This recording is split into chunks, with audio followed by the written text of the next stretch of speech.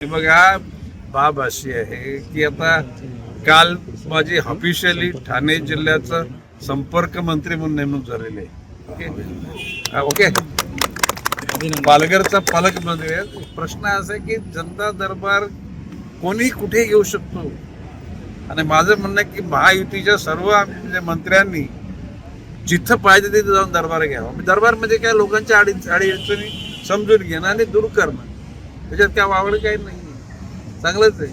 मी तर सगळ्यांना सांगितले, म्हणजे माननीय एकनाथजी शिंदे साहेबांच्या लोकांना सांगितले, मंत्र्यांना, मी नवी मुंबईत या पालघरमध्ये प्रत्येक तालुक्यात जा, अजितदादाच्या लोकांना मी सांगितले. शेवटी काय महायुतीचा विचार आहे ना, महाराष्ट्र थांबणार नाही. आता गतिमान, शक्तिमान, प्रकाशमान तो सर आता देवेंद्रजी फडणवीस, एकनाथजी शिंदे, अजितदादा पवार आणि शेवटी त्या पाठीमागे आम्ही आहोतच.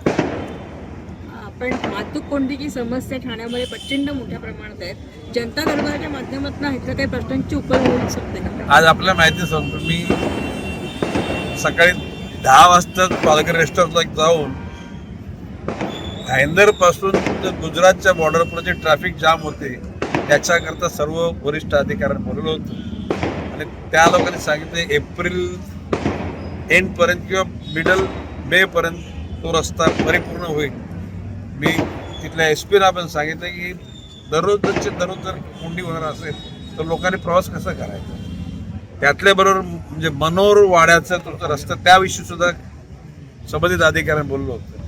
मला कोणी सांगितलं नव्हतं, पण मला त्या गोष्टी जाणीव होती म्हणून मी ॲडव्हान्स त्यांना बोलवलं होतं. त्या ठाण्यामध्ये शेवटी ठाणं आपल्या सगळ्यांचं आहे. ठाण्याची सुद्धा अडीअडचणी दूर करण्याकरता गरज पडली तर संबंधित अधिकाऱ्यांना बोलवू आपण. ABP माझा, उघडा डोळे बघा नीट.